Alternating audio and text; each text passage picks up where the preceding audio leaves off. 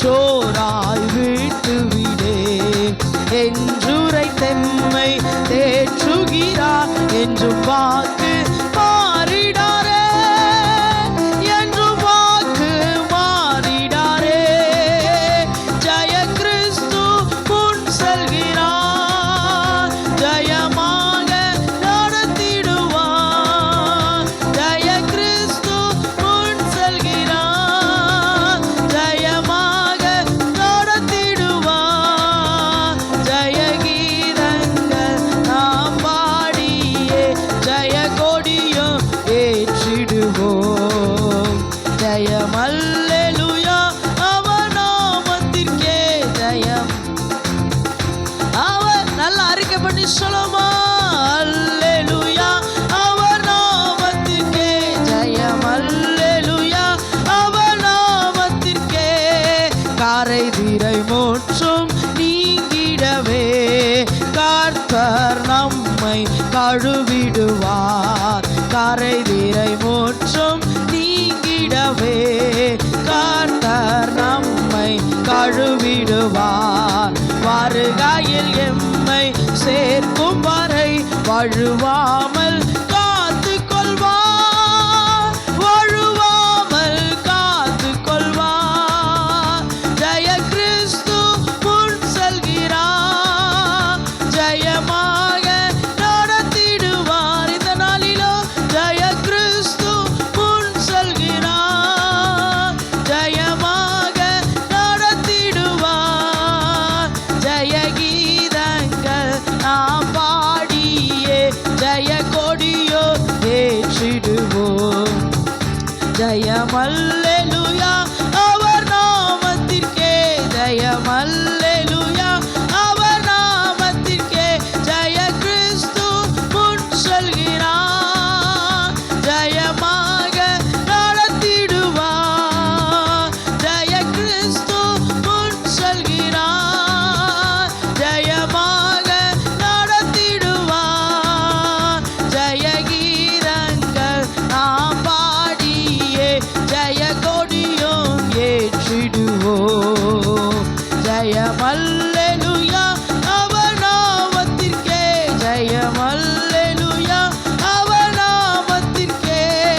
சத்ருவின் கோட்டை தாகந்தொழிய சத்தியம் நித்தியம் நிலைத்தோங்க.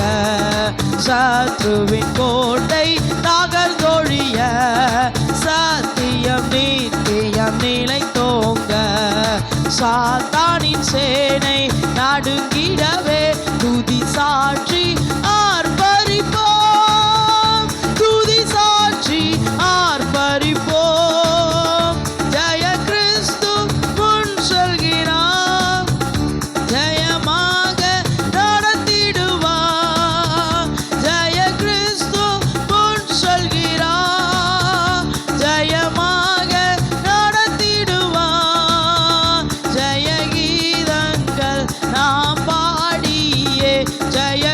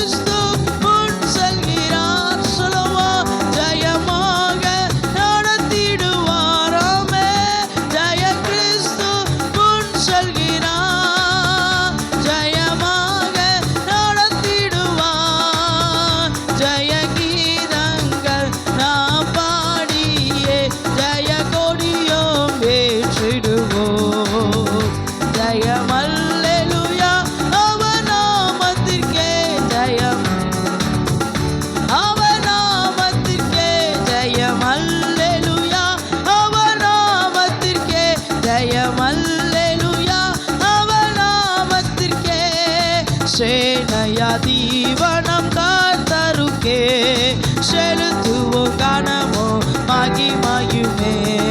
சேனைய தீவனம் கர்த்தருக்கே செலுத்துவோம் கனமும் மகிமையுமே. அற்புதமே தம் அன்பெமக்கு அதை அறிந்தே ஆக மகிழ்வோம், அதை அறிந்தே ஆக மகிழ்வோம். ஜெய கிறிஸ்து முன் செல்கிறார், ஜெயமாக நடத்திடுவார். ஜெய கிறிஸ்து முன் செல்கிறார், ஜெயமாக நடத்திடுவார். ஜெய கீதங்கள் நாம் பாடியே ஜெய கொடியோ ஏற்றிடுவோம். ஜெயம் அல்லேலூயா அவர் நாமத்திற்கே, ஜெயம் அல்லேலூயா அவர் நாமத்திற்கே. ஜெய கிறிஸ்து முன் செல்கிறார், ஜெயமாக நடத்தி அறிக்கை பண்ணி சொல்லுமா. ஜெய கிறிஸ்து முன் செல்கிறார், ஆமென். ஜெயமாக நடத்திடுவார், glory. ஜெய கிறிஸ்து முன் செல்கிறார், ஜெயமாக நடத்திடுவார். ஜெய கீதங்கள் நாம் பாடியே ஜெய கொடியோ ஏற்றிடுவோம். ஜெயம் அல்லேலூயா அவர் நாமத்திற்கே, ஜெயம் அவர் நாமத்திற்கே. ஜெயம் அல்லேலூயா, ஆமென். ஜெயம் அல்லேலூயா, ஓ ஜெயம் அல்லேலூயா அவர் நாமத்திற்கே. ஜெயம் அல்லேலூயா அவர் நாமத்திற்கே. ஜெய கிறிஸ்து முன் செல்கிறார், ஆமென். ஜெயமாக நடத்திடுவார், glory. ஜெய கிறிஸ்து முன் செல்கிறார். இந்த நாளிலே ஓ நம்மை ஜெயமாய் நடத்துகிறவர். ஜெய கீதங்கள் நாம் பாடியே ஜெய கொடியோ ஏற்றிடுவோம். ஜெயம் அல்லேலூயா அவர் நாமத்திற்கே, ஜெயம் அல்லேலூயா அவர் நாமத்திற்கே. ஜெய கிறிஸ்து முன் செல்கிறார், ஜெயமாக நடத்திடுவார்.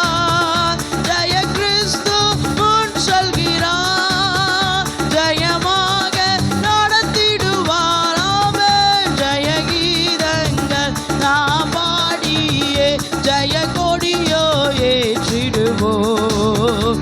ஜெயம் அல்லேலூயா அவர் நாமத்திற்கே, ஜெயம் அல்லேலூயா அவர் நாமத்திற்கே. ஜெயம் அல்லேலூயா அவர் நாமத்திற்கே. ஜெயம் அல்லேலூயா இயேசு நாமத்திற்கே.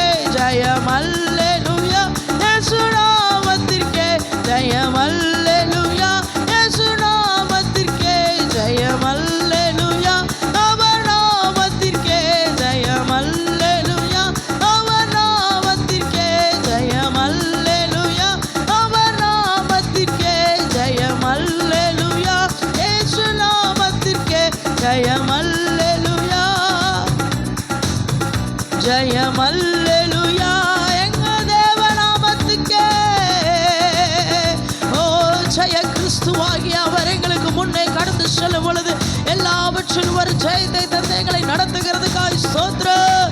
எல்லாவற்றிலும் ஒரு ஜெயத்தை தந்து நடத்துகிற ஜெய கிறிஸ்துவாகிய நீர் எங்களுக்கு முன்னே கடந்து செல்வீராக.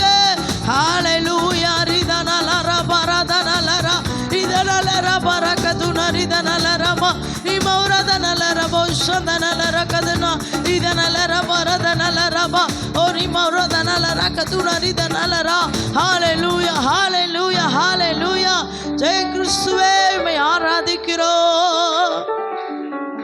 நன்றி ஆண்டவரே, உமக்கு நன்றி செலுத்துகிறோம், உமக்கு நன்றி செலுத்துகிறோம். சத்ருவின் கோட்டை தகர்ந்தொழிய தேவனுக்கு துதி சாற்றுவோம் என்று சொன்னது போல நாம் துதிக்க துதிக்க துதிக்க நமக்கு விரோதமாக எழும்புகிற சத்ருவின் கோட்டைகளை தகர்த்தெழுப்ப முடியும், தகர்ந்தொழிய முடியும், தகர்ந்து அதை தரைமட்டமாக்க முடியும். நம்முடைய துதி யோசுவா அன்று துதித்ததனால் எரிகோ மதில்கள் நொறுங்கி போனது, தரைமட்டமானது. நாம் துதிக்க துதிக்க துதிக்க வாழ்க்கையில் இருக்கிற எல்லா எரிகோ மதில்களும் அது தகர்ந்து போகும். சத்ரு எழுப்பியிருக்கிற எல்லா கோட்டைகளும் தகர்ந்து போகும். ஹல்லேலூயா, ஹல்லேலூயா, ஹல்லேலூயா.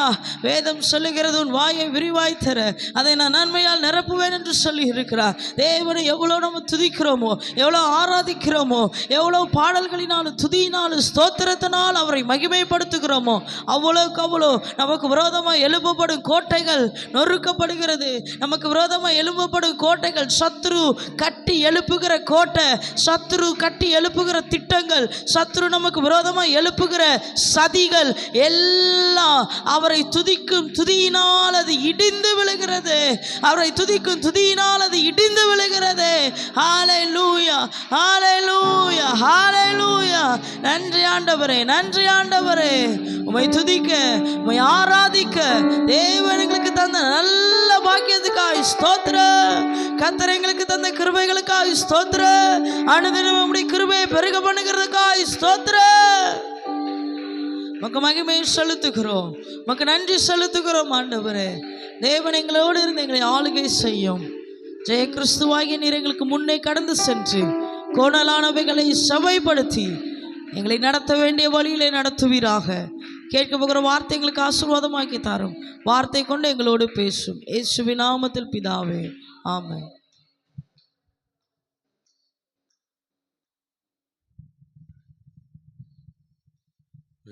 அல்லேலூயா. எத்தனை பேர் சந்தோஷமா இருக்கீங்க?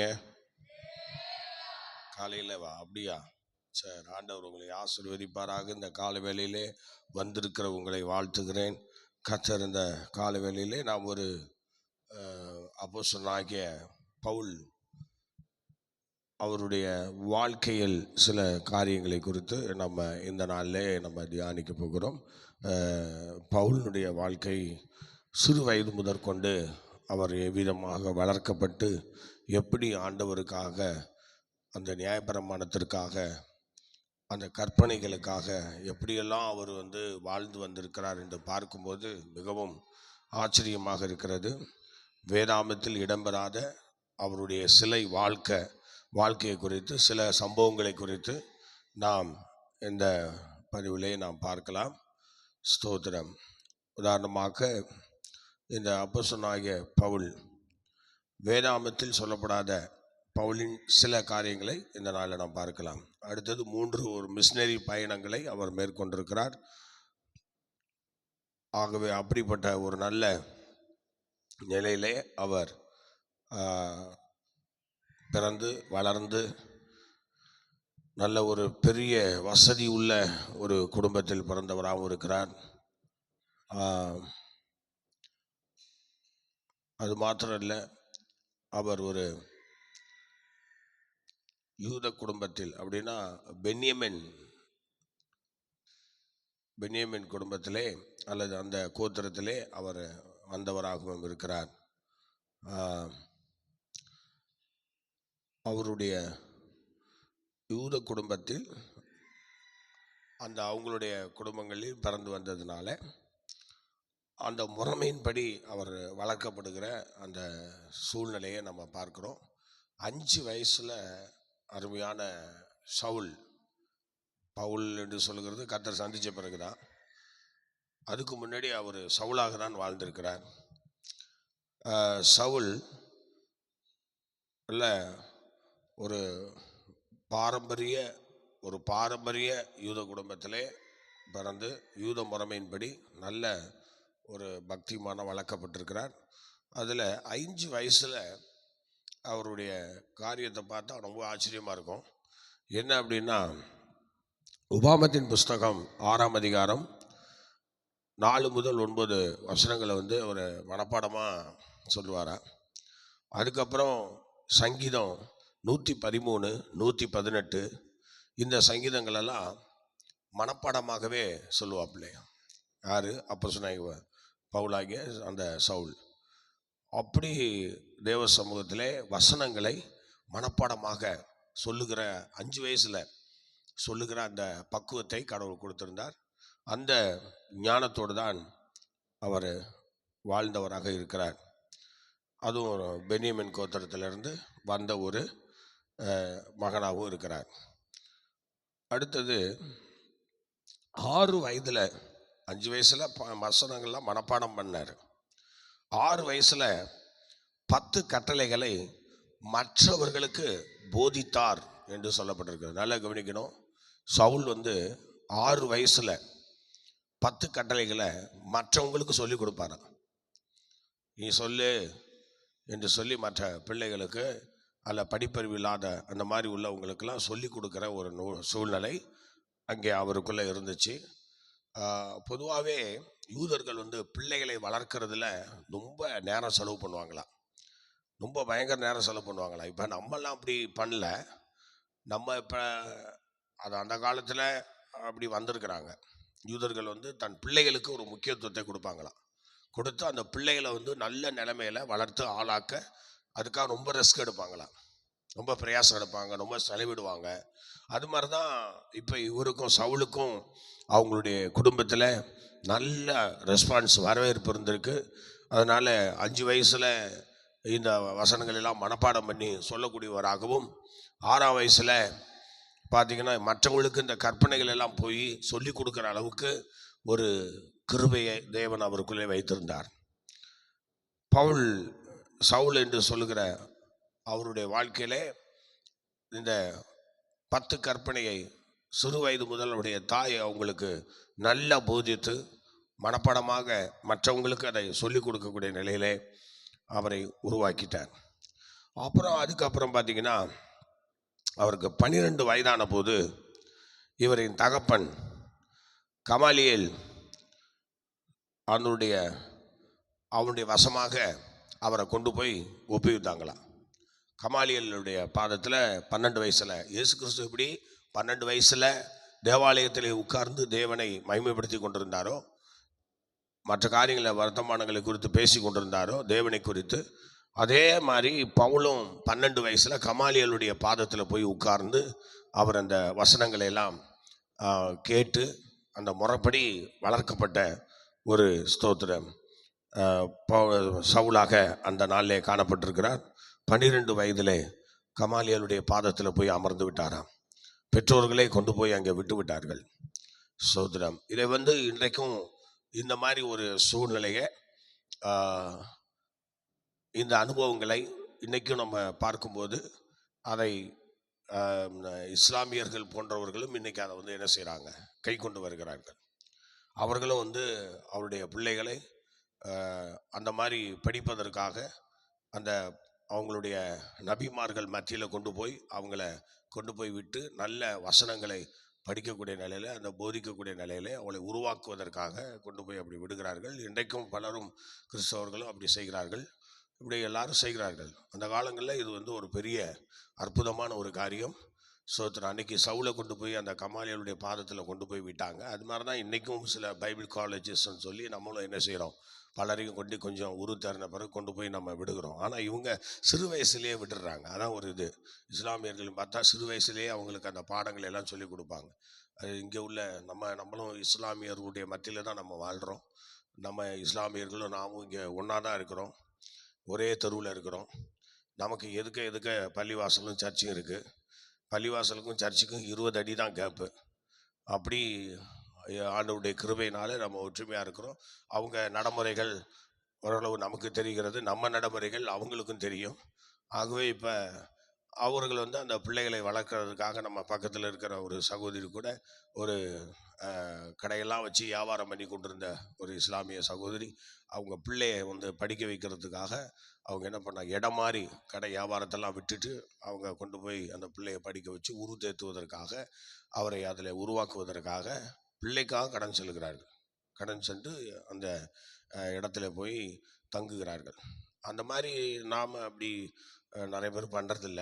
பண்ணணும். எல்லாரும் அப்படி பிள்ளைகளுடைய லைஃபுக்காக பண்ணணும். இந்த யூதர்கள் இஸ்லாமியர்கள் பிள்ளைகளுடைய காரியங்களுக்காக ரொம்ப அதிகமாக செய்வாங்க.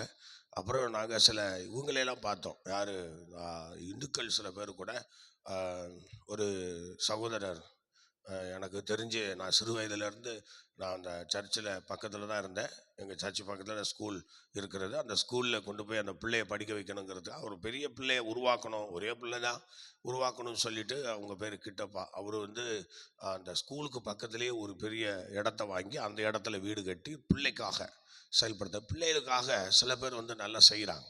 அதுபோல் தேவனுடைய பிள்ளைகளும் நாம் பிள்ளைகளுக்காக நிறையா விஷயங்களை செய்ய கற்றுக்கொள்ளணும். நம்ம எதுக்காக சேர்க்குறோம் யோசிச்சு பாருங்க. சொத்துக்கள் சேர்க்குறோம், அதை பண்ணுறோம், இதை பண்ணுறோம், எதுக்காக சேர்க்குறோம்? பிள்ளைகளை நல்ல வழியிலே நடத்த வேண்டும். ஸ்தோத்திரம். அதுக்காக தான் வேதமும் அதை தெளிவாக சொல்லுது. பார்த்தீங்களா? பிள்ளையானவனை நடத்த வேண்டிய வழியிலே நடத்து, அவன் முதிர் வயதில் அதை என்ன செய்யாதிருப்பான், விடாதிருப்பான்னு சொல்லப்பட்டிருக்கிறது. ஆகவே பிரியமானவர்களே, 12 வயசில் இயேசு கிறிஸ்து எப்படி தேவாலயத்தில் உட்கார்ந்து பிரசங்கிக்க ஆரம்பித்தாரோ, போதனை செய்ய ஆரம்பித்தாரோ, அதே போன்றுதான் இவரும் என்ன பண்ணிட்டாரு, பவுலும் அந்த சவுலும் தேவாலயத்தில் அல்லது அந்த கமாலியலுடைய பாதத்தில் உட்கார்ந்து அந்த வார்த்தைகளுக்கும் அவருடைய காரியங்களுக்கும் தன்னை ஒப்பு கொடுத்து அங்கே கீழ்ப்படிந்து அந்த காரியங்களை கற்றுக்கொள்கிறதை நாம் பார்க்கிறோம். அவ்விதமாக 12 வயதிலே அவர் அந்த விஷயத்தை செய்தார். அடுத்தது பார்த்தீங்கன்னா 13 வயதிலே திடப்படுத்தப்பட்டு உறுதிப்படுத்தப்பட்டு நீதி சட்டத்தின் மகன் என்று சிறப்பு பெயர் பெற்றார் சவுல். 13 வயசில் கவனிங்க, 13 வயசில் அவருக்கு என்ன கொடுக்கப்பட்டது அப்படின்னு சொன்னால், நல்லா கவனிங்க, திடப்படுத்தப்பட்டார். நியாயப்பிரமாண விதிகளின் முறைமையின்படி, யூத முறைமையின்படி எல்லா விஷயங்களும் தேவ பக்திக்குரிய காரியங்களிலும் திடப்படுத்தப்பட்டு உறுதிப்படுத்தப்பட்டு நீதி சட்டத்தின் மகன் என்று பெயர். அப்போ சொன்னாங்க, பவுல் சிறு வயதிலே அவர் என்ன பேர் வாங்கியிருக்கிறார் பாருங்க, நீதி சட்டத்தின் மகன் என்று சொல்லி சோத்திரம். அதற்கு அவ்விதமான அந்த பெயர்களை சிறப்பாக பெற்றிருக்கிறார். அந்த பெயரை பெற்று அவர் அவ்விதமாக ஸ்தோத்திரம் செயல்பட்டதை நாம் பார்க்கிறோம். பாருங்கள், இயேசு எப்படி 12 வயசுல தேவாலயத்தில் பேசினாரோ அதே போல் பவுலும் என்ன செய்கிறார், பேச தொடங்கினார். அந்த ஞானம் அவரிடத்திலிருந்து வெளிப்பட்டது. 12 வயசுலேருந்து ஆரம்பிச்சது. 12 சோத்திரம் கமாலியல் பாத்தில் உட்காந்தாரு. 13 வயசில் பேச ஆரம்பித்தார். அடுத்தது பாருங்க, அந்த பட்டத்தையும் வாங்கிட்டார், நீதி சட்டத்தின் மகன். அவர் சவுல் சிறு வயது முதற்கொண்டு நீதி சட்டம் அதெல்லாம் என்னென்ன சொல்லுதோ, கர்த்தருடைய வார்த்தைகள் கற்பனைகளில் என்ன சொல்லுதோ அதையே தான் அவர் எல்லாருக்கும் உபதேசம் பண்ணுவார். அவரும் அதில் நடக்கக்கூடிய மனுஷனாய் காணப்பட்டார். ஸ்தோத்திரம், லேலுயா, ஸ்தோத்திரம். இவர் இளமையை குறித்து ஆராய்ச்சி செய்தவர்கள் சொல்லுகிறதாவது, யூத வைராக்கியத்தின்படி வளர்ந்து வாலிபனானார். யூத வைராக்கியத்தின்படி, ஸ்தோத்திரம், யூத வைராக்கியத்தின்படி யூத முறைமையின்படி அவர் வளர்க்கப்பட்டாராம். ஸ்தோத்திரம், வளர்க்கப்பட்டு அதில் நல்ல ஊறிட்டாராம். அதிலிருந்து யாருமே அவரை வெளியே கொண்டு வருவதற்கு அந்த மாதிரி சான்ஸே கிடையாது. அங்கே உள்ள எல்லாரை பார்க்கிலும் அவ்வளோ பயங்கரமான பக்தி, வைராக்கியம், எல்லாவற்றிலும் ஒரு விஷயத்தை கூட அவரை விட்டு கொடுத்ததில்லை. இப்போ வேதாமத்தில் 613 கற்பனைகளை சொல்கிறாங்க. இந்த 613 கற்பனைகளையும் அவர் ஒரு கை கொண்ட புருஷன் மாதிரி ஸ்தோத்திரம் சொல்லப்படுகிறார். அவர் ஸ்தோத்திரம் பவுலுடைய வாழ்க்கையில் ஒரு கற்பனையை கூட மிஸ் பண்ணாமல் எல்லாவற்றையும், நம்ம நினைக்கிற மாதிரி எல்லாவற்றையும் கை கொண்டவர்னு சொல்கிறத விட அதை நல்ல மனப்பாடமாக்கணும். முதலாவது நம்ம எதை கை கொள்ளுன்னு நினைக்கிறோமோ, எதை அடைய நினைக்கிறோமோ அதை முதல்ல மனப்பாடமாக மனசில் கொள்ளணும். மனசில் அது இருக்கணும், அந்த வைராக்கியம் இருக்கணும். சோத்திரம். அப்போ அது இருந்தால் தான் சில நேரங்களில் அந்த சில சம்பவங்கள் ஞாபகம் வரும். அந்த இடத்துக்கு இப்படியாக்கும் வசனம் சொல்லுதுன்னு சொல்லி அந்த இடத்துல அது ஞாபகம் வரும். அதனால் அதை அவர் நல்லா அருமையாக எடுத்தார் பாருங்க. அருமையாக எல்லாத்தையும் அவர் சோத்திர மனப்பாடமாக அந்த கற்பனைகள் எல்லாம் எந்தெந்த இடத்துல எந்தெந்த கற்பனையை கர்த்தர் சொன்னாரோ அதையெல்லாம் கரெக்டாக அந்தந்த இடத்துல ஸ்தோத்திர கை கொண்டு அப்படிப்பட்ட ஒரு யூத முறைமையின்படி வளர்க்கப்பட்ட ஒரு வாலிபன் என்று ஒரு பெயரை ஆண்டவர் அவர்களுக்கு கொடுத்திருந்தார். அல்லேலூயா, ஸ்தோத்திரம்.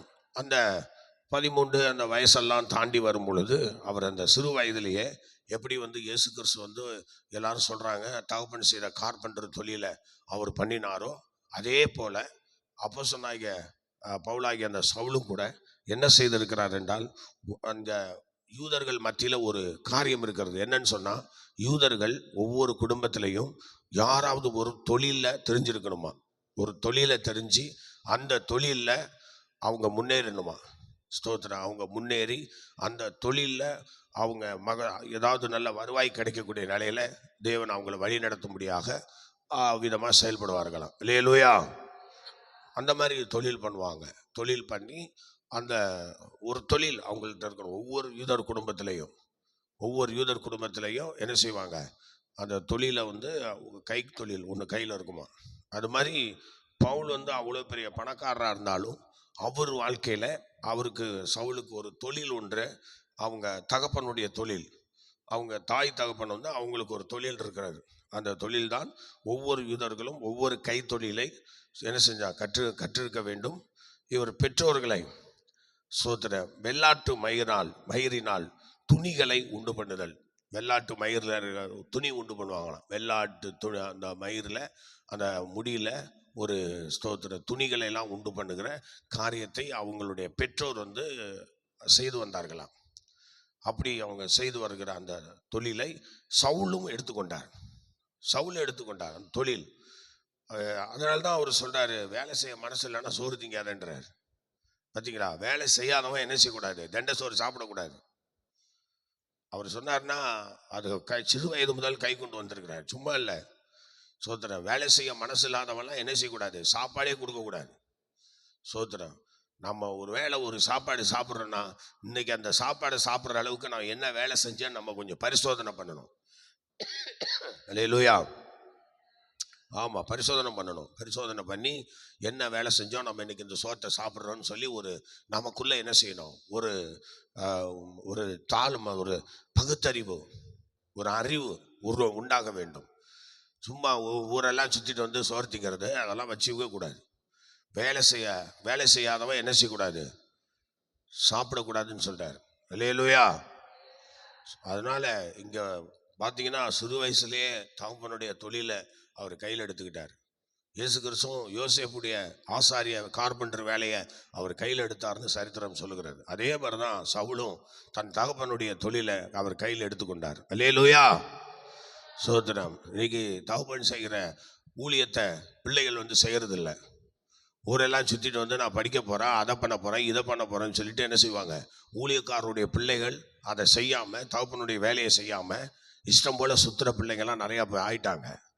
விசுவாசிகளும் அது மாதிரி இன்னைக்கு நிறையா தகப்பன் வந்து ஒரு நல்ல தொழிலை கற்றுக்கிட்டாருன்னா தொழிலுக்கும் இவங்களுக்கும் சம்மந்தம் இல்லாத போல என்ன செய்வாங்க, சுற்றி வருவார்கள். ஆனால் இதெல்லாம் வந்து வேதத்துக்கு புறம்பான விஷயம். அப்போ சொன்னாங்க, பவுல் வந்து ஒரு நல்ல தகப்பன் குடும்பத்தில், தாய் தகப்பன் குடும்பத்தில் பிறந்தவர். அதனால பாருங்க, அப்படியே ஒவ்வொரு பெற்றோரும் தங்களுடைய தொழிலை என்ன செய்யணும், அவங்களுக்கு கொடுக்கக்கூடியவர்களாக இருக்கணும். இந்த தொழிலை எங்களோட போட்டோம், எங்கள் பிள்ளைங்கள்லாம் செய்யக்கூடாதுன்னு சொல்லி சில பேர் அந்த தொழிலை விளைக்கிடுவாங்க. அவன் வாஞ்சையின்படி கடவுள் அவங்களை ஆசீர்வதிக்க போகிறார், மன விருப்பத்தை நிறைவேற்ற போகிறார். ஆனாலும் கையில் ஒரு தொழில் இருக்கணும். ஒன்றுமே இல்லாமல் உருப்படாத பிள்ளையா கெட்ட குமாரனை மாதிரி உருவாக்கி வச்சிருக்க கூடாது. மூர்த்த குமார மாதிரி ஒரு விவசாயம் தெரிஞ்சவனா இருக்கணும். மூர்த்த குமார மாதிரி வீட்டில் உள்ள வேலைக்காரனை விசாரிக்கிறவனா இருக்கணும். மூர்த்த குமாரன் மாதிரி ஏதாவது ஒரு வேலை தெரிஞ்சவனா இருக்கணும். அதனால தான் அவன் வீட்டில் நிலைச்சிருந்தான். ஆனால் இளைய குமாரன் வீட்டில் நிலைக்காததுக்கு காரணம் என்ன தெரியுமா, தண்ட சோறு சாப்பிட்டதுனால தான். சும்மா சுற்றி வந்து சோறு திங்கிறவனெல்லாம் நம்ம நம்பக்கூடாது. சோதரன், அவன் எங்கே இருந்தாலும் சரி, நீங்கள் அதை பிள்ளையா நினைச்சாலும் அது உங்களுக்கு வேதனை தான். நீங்கள் வேதத்துக்கு விரோதமாக செய்கிறீங்க. உங்கள் பிள்ளைகளையோ அல்லது உங்கள் புருஷனோ ஒரு வேலையே செய்யாமல் தின்னுட்டு சுற்றிட்டு வரான்னு சொன்னால் அது வந்து வேதத்துக்கு ஒரு புறம்பான விஷயமாக இருக்கிறது. அதனால் உங்களுக்கு வந்து ஆசீர்வாதம் இல்லை. உங்கள் வீடு அதனால் விருத்தி அடைய போவதில்லை. அதனால் அருமையான தேவனுடைய பிள்ளைய, நீ நல்ல தாய் தப்பனாக இருந்தா, நீ நல்ல கணவன் மனைவியாக இருந்தா, நீங்கள் எல்லாரும் உழைச்சி தான் சாப்பிடணும். சோத்திரம். கொஞ்சம் அப்பா ஆயுச வச்சிருந்த சொத்தெல்லாம் இருந்தால் கூட சோத்திரம், அதை வச்சு என்ன செய்யக்கூடாது, பழப்பு நடத்தக்கூடாது. நீ நல்லா உழைக்கணும், நீ உழைச்சி சாப்பிடணும். அப்போ தான் உனக்கு வியாதி வராது. அப்பதான் உனக்கு பல பிரச்சனைகள் வராது. சோத்திரம். அந்த தைரியம் இருக்கணும். நீ சோம்பேறியா இருந்தா உன் சந்ததியே சோம்பேறியா போகும். அதனால நல்லா கவனிக்கணும். உன் பிள்ளைகளுக்கு முன்னாடி நல்ல கனமான வேலையெல்லாம் செய்ய பழகணும். சோத்திரம். பெற்றோர்களும் அப்படிதான். பிள்ளைகளுக்கு முன்பாக அப்படிப்பட்ட கனமான வேலையெல்லாம் நம்ம செய்யணும். எதெல்லாம் செய்ய முடியாதுன்னு நினைக்கிறாங்களோ அதெல்லாம் செஞ்சு காட்டணும். அப்பதான் அந்த பிள்ளைகளுக்குள்ள ஒரு அக்கினி இறங்கும், ஒரு வைராக்கியம் உண்டாகும். அல்லேலூயா. அதனால அந்த வெள்ளாட்டு மயிரினால துணிகளை செய்து அவர்கள் விற்கிறவராக இருந்தார்கள். அதுபோல பவுலும் தன் குடும்பத்தில் அந்த தொழிலாகிய நெசவு தொழிலை அவர் என்ன செய்தார்? கற்றுக்கொண்டார். தகப்பன் தாயோட சேர்ந்து கற்றுக்கொண்டு அதில் சிறு வயதிலேயே ஒரு சம்பாதிக்கிற தன்மையுடையவராக இருந்தார். நல்லா யோசிச்சு பாருங்க. நல்ல கடவுளுடைய விஷயங்களை ஆராய்கிறவன், கடவுளுக்காக வாழணும்னு நினைக்கிறவன் யாரும் ஓட்டாண்டியா இருக்க மாட்டான். அவன் நல்ல வேலை செய்வான், நல்ல சம்பாதிப்பான். சோத்திரம். ஏன்னா கடவுள் அவன் கூட இருக்கிறார். கர்த்தரை தேடுகிறவர்களுக்கு ஒரு நன்மையும் குறைபடாதுன்னு தான் வேதம் சொல்லுது. அதனால அந்த ஊழியக்காரனாக இருக்கட்டும், அல்ல ஒரு பிலீவராக இருக்கட்டும், யாராக வேணாலும் இருக்கட்டும், ஆனால் உண்மையாக ஆண்டவரை தேடுறவங்களுக்கு ஒரு நன்மையும் குறைபடாது. சோத்திரம். பாருங்கள், நல்ல வசனங்களை கை கொண்ட சவுல் இன்னைக்கு பாருங்க, தொழில் கையில் பிரயாசத்தை கடவுள் அவருக்கு ஆசீர்வதிச்சார். சோத்திரம். அவர் இயேசு கிறிஸ்து செய்த அதே தச்சு தொழிலை போல இவரும் தன்னுடைய குடும்பத்தில் உள்ள அந்த வேலைகளை இவர் செய்தார். ஆகவே ஸ்தோத்திரம். அடுத்தது பார்த்தீங்கன்னா ஸ்தோத்திரம். பவுல் ஒரு ரொம்ப வளர்ச்சியானவன்லாம் சொல்ல முடியாது. பவுல் ஒரு குட்டை மனிதன். ரொம்ப கண்டையாக தான் இருப்பாரான். ஒரு பெரிய உயரம், ரொம்ப டால் அப்படி இப்படிலாம் இல்லை. அவர் ரொம்ப கட்டையான ஒரு மனுஷன்தான். இன்னும் சொல்லப்போனால் குள்ள சகைவுன்னு சொல்லுவோம்ல, ஒரு சகைவு போன்ற ஒரு தோற்றம்தான் அவருக்குள்ளே இருந்துச்சா. அந்த சவுல் ஒரு சகைவு போன்ற தோட்டம். சோத்திரம். அப்படிப்பட்ட ஒரு சூழ்நிலையிலே அவர் இருந்திருக்கிறார். அடுத்தது பார்த்தீங்கன்னா இந்த கண்ணு புருவங்கள் ரெண்டும் அவருக்கு ஒட்டி இருக்குமா. பவுலுக்கு இந்த புருவம், கண் புருவம் இருக்குல்ல, இது ரெண்டும் ஒன்றோடு ஒன்று ஒட்டி இருக்குமா. இப்போ நமக்கெல்லாம் எப்படி கேப் இருக்கு, அவருக்கு கேப் இருக்காதான். அவர் இந்த இது ஒட்டி இருக்குமா, அப்படி ஒட்டி இருக்கும். அடுத்தது அவருக்கு மூக்கும் ரொம்ப பெருசாக இருக்குமா. அப்போ சொன்னாங்க, பவுலாகிய சவுலுக்கு மூக்கும் பெருசாக இருக்கும், புருவம் ரெண்டும் ஒட்டி இருக்கும், குட்ட மனிதன். அப்படி தான் அவர் ஸ்தோத்திர காலத்திலே ஒரு அவ்விதமாக ஸ்தோத்திர உடையவராய் காணப்பட்டார். முழுமையான அடுத்தது வழுக்கை, ஃபுல்லாக வழுக்கை தான். பவுலுக்கு எப்போதும் வழுக்கை தான், முடி இருக்காது. ஸ்தோத்திரம். இது நீங்கள் எலிசாவுக்கு பார்த்தாலும் அப்படி தான் இருக்கும். எலிசாவுக்கும் அப்படி தான், முடி இருக்காது. எலிசாவுக்கும் உடம்புலேயே முடி இருக்காது. ஃபுல்லாக தலையும் தலையிலையும் முடி இருக்காது, உடம்புல எங்கேயுமே முடி இருக்காது. யாருக்கு? எலிசாவுக்கு. அப்படிப்பட்ட அதுக்கு ஒரு வியாதின்னு சொல்லலான்னு வச்சுங்களேன். அப்படி ஒரு காரியம் அவருக்கு. எலிசாவுக்கு உடல்ல எங்கேயுமே முடி இருக்காதான். சோதரன். அப்படி ஒரு மனிதன் எலிசா. அதே மாதிரி பவுல் வழுக்கை, எப்போதுமே அவர் வழுக்கையாக தான் இருந்தாராம். சரித்திரத்தில் அது ஏற்கனவே நமக்கு சொல்லப்பட்ட காரியங்கள். அப்படி ஒரு மகிமையான ஒரு சூழ்நிலையில் அவர் காணப்பட்டார். அடுத்தது பார்த்தீங்கன்னா, அப்படி சின்ன சரீரமாக இருந்தாலும் அந்த புருவங்கள் ஒன்றோடு ஒன்று ஒட்டி கொண்டிருந்தாலும் அவருடைய வாழ்க்கையில் ஒரு குட்டையனாக இருந்தாலும், மூக்கு பெரிதாக உள்ளவராக இருந்தாலும், அவருடைய சரீரத்தை நல்ல கட்டுக்கோப்பாக வச்சிருந்தாராம். பார்த்தீங்களா, அவருடைய சரீரத்தை கட்டுக்கோப்பாக வச்சிருந்தாராம். நல்ல பலசாலியாக இருந்தாராம். ஸ்தோத்திரம். நல்ல யுத்தம் பண்ணக்கூடிய ஒரு வைராக்கியம் உள்ள பலசாலியாக காணப்பட்டார் என்று ஸ்தோத்திரம் சொல்லப்படுகிறது. ஆகவே இளமையில் ஒரு பலசாலியாக, சரீரத்தை கட்டுக்கோப்பாக, அப்புறம் நல்ல பண்புகளை உடையவராக அவர் இருந்திருக்கு. நல்ல பண்புகளை உடையவர். ஸ்தோத்திரம். ரொம்ப ஆரம்ப காலத்தில் கொஞ்சம் அவர் நியாயப்பிரமாண முறைமையின்படி, யூதர்கள் முறைப்படி பல கொடுமைகளை மக்களுக்கு பண்ணினாலும், கால அளவிலே தேவன் சந்தித்த பிறகு அவருடைய சூழ்நிலையெல்லாம் ரொம்ப வித்தியாசமாக மாறுறதை நாம் பார்க்கிறோம். ஸ்தோத்திரம். அல்லேலூயா. ஸ்தோத்திரம். அடுத்தது பார்த்தீங்கன்னா, அவர் எழுச்சிமிக்க நகர வாழ்க்கையே விரும்பினார். ஆனால் அவர் பட்டணம் வந்து நகரம் கிடையாது, தட்சு பட்டணம் அவருடைய சொந்த ஊர். தர்சு பட்டணம். அந்த தர்சு பட்டணத்தில் தான் அவர் இருக்கணும். ஆனால் அவர் வந்து அப்படி இல்லாமல் அவர் வந்து அந்த கிராமப்புறங்களில் இருக்கிறத விரும்பாமல் எப்போதும் வந்து ஒரு டவுனில் அப்படி இருக்கிறது தான் அவர் வளர்ந்து வருகிறத விரும்பினதாக சொல்லப்படுகிறது. அப்படி ஸ்தோத்திர நகர வாழ்க்கையை விரும்பினார். நகரம், ஒரு பெரு நகரத்திலே அவர் அந்த லைஃப்பை விரும்பினார். நகர வாழ்க்கையை விரும்பி அந்த சூழ்நிலையை அவர் என்ன செய்தார், கடந்து போனார். ஆகவே ஸ்தோத்திர ஒரு நகர வாழ்க்கை அவருடைய வாழ்க்கையில், அந்த நகர வாழ்க்கையை அவர் விரும்பக்கூடியவராய் காணப்பட்டார். அல்லேலூயா. சார் அப்படி ஸ்தோத்திரம் நகர வாழ்க்கையை அவர் விரும்பினார். அடுத்தது பார்த்தீங்கன்னா ஸ்தோத்திரம் பந்தய ஓட்டத்தில் யுத்தங்கள், சண்டை போன்ற காரியங்களில் அவர் ரொம்ப தேர்ச்சி உடையவராய் காணப்பட்டார். ஸ்தோத்திரம். அதனால தான் நீங்கள் வாசிக்கலாம், பிலிப்பியர் 3ஆம் அதிகாரம் 14ஆம் வசனம் படிக்க பார்க்கலாம். பிலிப்பியர் 3ஆம் அதிகாரம் 14ஆம் வசனம், எபேசியர் 6ஆம் அதிகாரம் 11ஆம் வசனம் படிங்க. கிறிஸ்து இயேசுவுக்குள் தேவன் அழைத்த பரம அழைப்பின் பந்தய பொருளுக்காக லக்கை நோக்கி தொடருகிறேன். பாருங்கள், அந்த பந்தய பொருளை குறித்து அவருக்கு வந்து நிறைய ஓட்டப்பந்தயத்தின் அனுபவங்கள் இருக்கிறது. பயங்கரமா ஓடுவாராம். சோத்திரம். அந்த அனுபவத்தை வச்சு தான் அவர் வந்து பிலிப்பியருக்கு எழுதும்போது அந்த அனுபவத்தை வந்து பேசுகிறார். அடுத்து நீங்க எபேசியர் 6ஆம் அதிகாரம் 11ஆம் வசனம் படிங்க.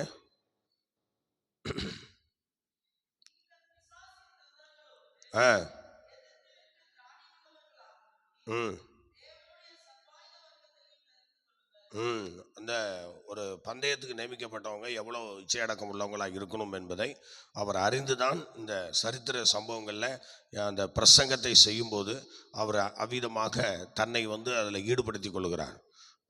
ஸ்தோத்திரம்.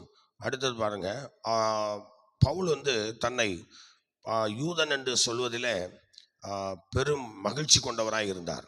யூத சமய சட்டங்களை தவறாமல் கடைபிடித்த ஒரு மனுஷன். அல்லேலூயா. சோத்திரம். பவுல் தன்னை யூதன் என்று சொல்லுகிற அந்த பெருமையான அந்த காரியத்தில் ரொம்ப பெருமையாக இருந்திருக்கிறார். அதனால் அடுத்தது பாருங்கள், அதிகாலையில் எழுந்து ஸ்தோத்திரம் உடை அணிந்து சூரிய உருவாவதற்கு முன்னமே ஜெபிக்கிற ஒரு பழக்கத்தை உடையவராக இருந்திருக்கிறாராம். அதிகாலமே எழும்பி ஜெபிக்கிற ஒரு அனுபவம்.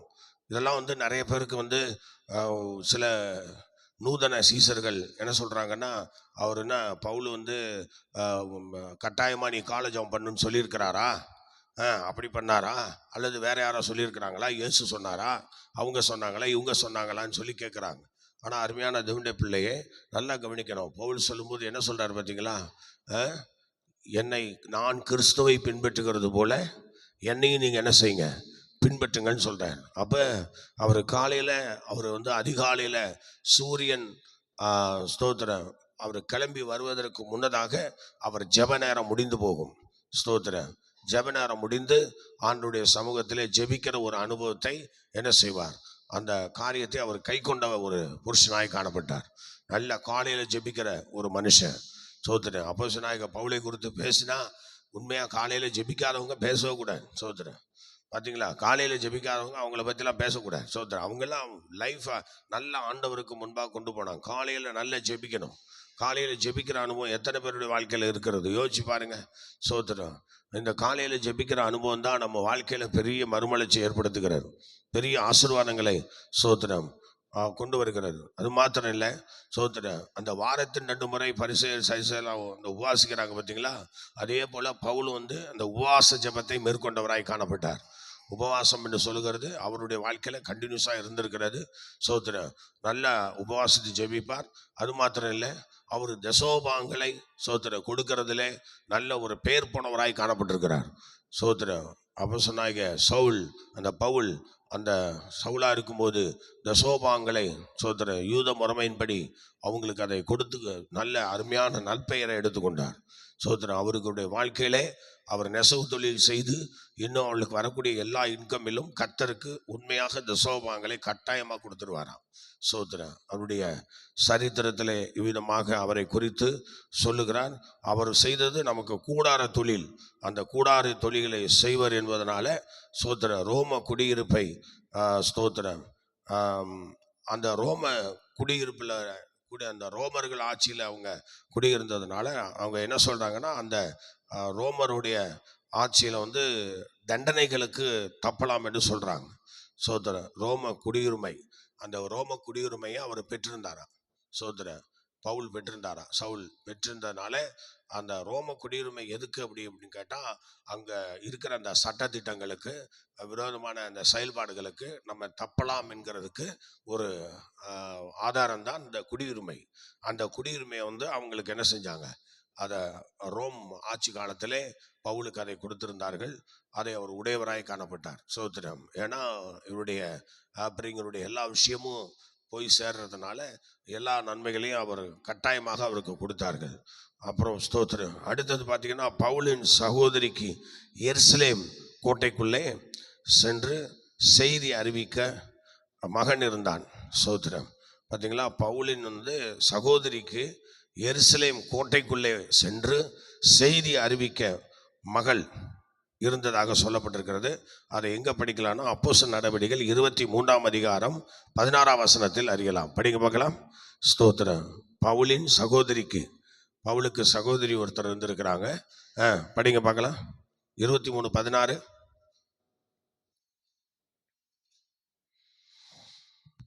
இந்த சற்பனையை பவுலினுடைய சகோதரியின் குமாரன் கேள்விப்பட்டு கோட்டைக்குள்ளே போய் பவுலுக்கு அறிவித்தான். அவளுக்கு அப்படி சில காரியங்களை பவுலுக்கு சகோதரியோட குமாரன் அங்கே இருக்கிறதாக சொல்லப்பட்டிருக்கிறது. பவுலுக்கு அந்த காரியங்கள் எல்லாம் அறிவிக்கிற அநேக விஷயங்கள் அறிவிக்கிறதிலே அவர்கள் காணப்பட்டிருக்கிறார்கள். இன்னும் நீங்கள் ஸ்தோத்திரம். அடுத்தது பார்த்தீங்கன்னா, 30 வயதில் ஒரு யுத்த குருவாக பாருங்கள், ஒரு சோதரம் யூத குருவாக சோதரம் 30 வயதில் ஒரு யூத குருவாக என்ன செய்யார், பிரித்தெடுக்கப்பட்டார். 30 வயதிலே ஒரு யூத குருவாக நியமிக்கப்பட்டார். அதுக்கப்புறம் சனகரிப்பு சங்கத்தின் உறுப்பினராகவும் காணப்பட்டார். அப்போஸ்தலனாகிய பவுல் சவுலாக இருக்கிற காலத்திலே அவ்விதமாக சோத்திரம் அவ்விதமாக செயல்பட்டார். அல்லேலூயா, சோத்திரம். அடுத்தது கிறிஸ்தவர்கள் யுத்தங்களுக்கு, நல்லா கவனிங்கள், யூத கொள்கைகளுக்கு, கிறிஸ்தவர்கள் வந்து யூத கொள்கைகளுக்கு விரோதமானவர்கள் என எண்ணி கிறிஸ்தவர்களை என்ன செய்கிறார், அவர் ஸ்தோத்திரம் பிடித்து அழிக்க வேண்டும் என்கிற அந்த ஒரு சூழ்நிலையிலே அவர் உருவாக ஆரம்பிச்சிட்டார். கிறிஸ்தவர்களை அழிக்கிறதற்கு விரோதமாக அந்த 30 வயதில் உள்ள அந்த வாலிபன் கிறிஸ்தவர்களை கொடுமைப்படுத்தி அவங்களை அழிக்கணும் என்கிற ஒரு சூழ்நிலைக்கு அவர் தள்ளப்பட்டார். சோத்திரம். அதனால இப்போ கிறிஸ்தவர்கள் யூத அந்த காரியங்களை, கலாச்சாரத்தெல்லாம் அவங்க வந்து மாற்றி நாங்கள் புதிய கலாச்சாரத்தை கொண்டு வரோன்னு சொல்லி, ஒரு ஒருவன் கிறிஸ்துக்குள் இருந்தால் புது சிருஷ்டியாக இருக்கிறான் என்று சொல்லி புதிய அனுபவங்களை மக்களுக்குள்ள யூதர்களுக்குள்ளே கொண்டு வந்தாங்க. அதை வந்து அப்போஸ்தலனாகிய பவுல், அந்த சவுல் இருக்கிறவர், அவர் என்ன செய்தார், மிகவும் கோபமடைந்து சோத்திரம் கிறிஸ்தவர்களை கொடுமைப்படுத்த ஆரம்பித்தார். ஆகவே ஸ்தோத்திரம் அப்படிப்பட்ட காலகட்டத்தில் தான் தேவன் அவரை சந்திக்கிற ஒரு அனுபவத்தை நாம் பார்க்கிறோம். அல்லேலூயா, ஸ்தோத்திரம். ஆகவே எனக்கு அன்பான தேவனுடைய பிள்ளையே, 5 வயது முதல் இந்த 30 வயது வரைக்கும் அவருடைய வாழ்க்கையில் எவ்வளோ ஆசீர்வாதங்கள் வந்திருக்கிறது, எவ்வளோ ஆண்டவருக்கு அடுத்த காரியங்கள் அவர் பலப்பட்டிருக்கிறார், எப்படி ஆண்டவருடைய சித்தத்தை செய்திருக்கிறார் பாருங்கள். கிறிஸ்தவ முறைப்படி அவர் உள்ளே வராவிட்டாலும், அந்த பெந்தேகோஸ் அனுபவத்துக்கு உள்ளே வராவிட்டாலும், அப்போ சில காலங்களில் அவர் உள்ளே வராவிட்டாலும், ஆனால் பாருங்க, ஒரு யூத முறைமையின்படி, பழைய ஏற்பாட்டின் முறைமையின்படி, நியாயப்பிரமாணத்தின்படி அவர் எல்லா சட்டத்திட்டங்களையும் கை கொண்டு 613 கற்பனைகளுக்கும் உரிய ஒரு நபராக சோத்திரம் ஒரு நல்ல புருஷனாக உருவெடுத்து வந்ததை நாம் அறிந்திருக்கிறோம். ஆகவே இந்த பெற்றோர் தன்னுடைய பிள்ளையாகிய சவுலை வளர்ப்பதற்கு எவ்வளவு நேரம் செலவிட்டு எவ்வளோ பணங்களை செலவிட்டு எத்தனை இடங்கள் அவங்க கஷ்டத்தை பொறுத்து கொண்டு அந்த பிள்ளையாண்டான இந்த அளவுக்கு வளர்த்து ஆளாக்கி இருக்கிறார்கள் என்று சற்று யோசிச்சு பாருங்க. இன்னைக்கு நமது பிள்ளைங்களை வளர்க்குறதற்கு நாம் என்ன இன்வெஸ்ட் பண்ணுறோம் நல்லா யோசிச்சு பாருங்க. நம்ம பிள்ளைகளுக்காக என்ன இன்வெஸ்ட் பண்ணுறோம்? நேரத்தை இன்வெஸ்ட் பண்ணுறோமா அல்லது பொருட்களை இன்வெஸ்ட் பண்ணுறோமா? சோத்திரம். அவங்களுக்கு நல்ல காரியங்களை கற்றுக் கொடுக்குறோமா? இன்னைக்கு சாதாரண நம்ம பிள்ளைகளை உட்கார வச்சு படிக்க வைக்கிறோமா? நல்லா யோசிச்சு பாருங்க. பிள்ளைகளோட நேரங்களை செலவு பண்ணுறோமா? இன்னைக்கு இத்தனை நாட்கள் ஒரு ஸ்தோத்திரம் கமாலியல் பாதத்தில் போய் அவர் சோத்திரம் அந்த 12 வயசில் போய் உட்கார்றாருன்னா அவர் எவ்வளோ பெரிய சோத்திரம் அனுபவத்தை அவங்க கற்றுக் கொடுத்துருப்பாங்க பாருங்க. அந்த மனநிலை அங்கே போய் உட்காரக்கூடிய அந்த பக்குவம் அவருக்குள்ளே வந்திருக்குன்னா சாதாரண விஷயமா? அருமையான தெய்வ பிள்ளையே, உங்கள் பிள்ளைகள் எந்த இடத்துலையும் ஒரு பக்குவமுள்ள இருதயத்தோடு நடந்து கொள்வதற்கு உங்களுக்கும் தாய்தாப்பனாகிய நமக்கு இன்னைக்கு அந்த பக்குவப்படுத்துகிறது தான் நம்முடைய வேலை. இன்னைக்கு நம்முடைய பிள்ளைகளை அந்தந்த விஷயங்களில் பழக்கி வைக்கும் போது அந்த பிள்ளைங்க அதை என்ன செய்யணும்? பயிற்சிக்கு அதை கொண்டு போகணும். ஆனால் சில பிள்ளைகளை நம்ம என்ன நினைக்கிறோம்? சில கோர்ஸ் படிக்க வைக்கிறோம், ஒன்றும் உருப்படாமல் போகுது. சோதரன் சில பேர் ஒழுங்காக படிக்க மாட்டேங்கிறாங்க. ஒரு காலேஜில் கொண்டு சேர்த்தனா காலேஜை பாதியில் விட்டுட்டு வந்துடுறான். இப்படி பார்த்தீங்கன்னா நிறைய விஷயங்கள் விட்டுட்டு வந்துடுறாங்க. அதனால ஒரு ஆசீர்வாதம் இல்லை. அதனால நம்ம நினைச்சது ஒன்று, அவங்க நினைக்கிறது ஒன்றா இருக்கு. ஆனால் இவங்க இந்த மாதிரி காரியங்கள் சவுளுடைய வாழ்க்கையில இல்லை. பெற்றோர் நினைச்சது ஒன்று, சவுல் நினைச்சது ஒன்றுன்னு சொல்ல முடியாது. பெற்றோர் என்ன நினைச்சாங்களோ அதே போல தான் சவுல் வளர்ந்தார். இன்னைக்கு நம்ம என்ன செய்ய போறோம்? நம்ம நினைவை நம்ம பிள்ளைகளுக்குள்ள வைக்க முடியுமா? நம்ம விஷயத்தை நம்ம பிள்ளைகளுக்குள்ள வைக்க முடியுமா? இன்னைக்கு பிள்ளை ஒரு இடத்த நிற்கிது, நம்ம ஒரு இடத்த நிற்கிறோம். யோசிச்சு பார்த்தீங்களா? கடைசி நாட்களில் பிள்ளைகள் வேற, அம்மா வேற, அப்பா வேற, பிள்ளைகள் வேற, எல்லாம் வேற வேற வேற போயிட்டாங்க. காரணம், ஆரம்ப காலத்துலேருந்து பிரித்து பார்த்துட்டே இருந்தோம், கடைசியில் அது பிரிஞ்சே போச்சு. ஆனால் நல்லா கவனிங்க, ஒரு பிள்ளைய கிறிஸ்துக்குள்ளே நம்ம வளர்த்துட்டோம்னா என்னைக்கும் இந்த பிள்ளை நம்ம கூட தான் இருக்கும். ஒரு அலையிலே சொல்லுவோமா? கிறிஸ்துவ அறியாமல் வளர்கிற பிள்ளைகளுக்கு ஆண்டவர் உத்தரவாதம் பண்ணுறதில்ல. அதனால் நீங்கள் என்ன செய்ய போறீங்கன்னு முடிவு பண்ணுங்க. ஜெபிக்கலாமா? ஹalleluya. எல்லாரும் கரங்களை உயர்த்துவோம். Praise God, praise God. ஹalleluya. கர்த்தாவே, எங்களுடைய நாட்களிலே நாங்கள் விதமாக வளர்ந்து வர கர்த்தர் எங்களுக்கு கிருபை செய்யும். தடைகளை எல்லாம் நீக்கப்படும், அதிசயங்களை காணப்படும். ஹalleluya, ஹalleluya, ஹalleluya, ஹalleluya. சோத்திரம், சோத்திரம், சோத்திரம், சோத்திரம். நேசிக்கிற நல்ல பிதாவே, இந்த அருமையான ஸ்தோத்திரம் ஆபோஸ்தலனாகிய பவுல் சவுலாயிருந்த சிறு வயது முதல் 30 வயது வரைக்கும் உண்டான அவருடைய வாழ்க்கை காரியங்களை நாங்கள் இந்த கால வேளையில் தியானிக்க கிருபை கொடுத்தீர். ஆண்டவரே, இன்னும் பவுலை குறித்து நாளைய தினத்திலும் தியானிக்க போகிற அந்த வசனங்களை எங்களுக்கு ஆசீர்வதியும். கேட்டுக்கொண்ட ஆண்டவரே, லைவ் மூலமாய் வந்த யூடியூப் மூலமாய் பார்க்கிற ஒவ்வொரு தேவ பிள்ளைகளையும் கர்த்தர் தாமே சவுளை போல ஒரு பக்தி வைராக்கியம் உள்ளவர்களாய் வளர்க்கப்பட ஆண்டவர் கிருபை தருவீராக. எல்லா தீமைக்கும் விலை காத்துக்கொள்ளும்.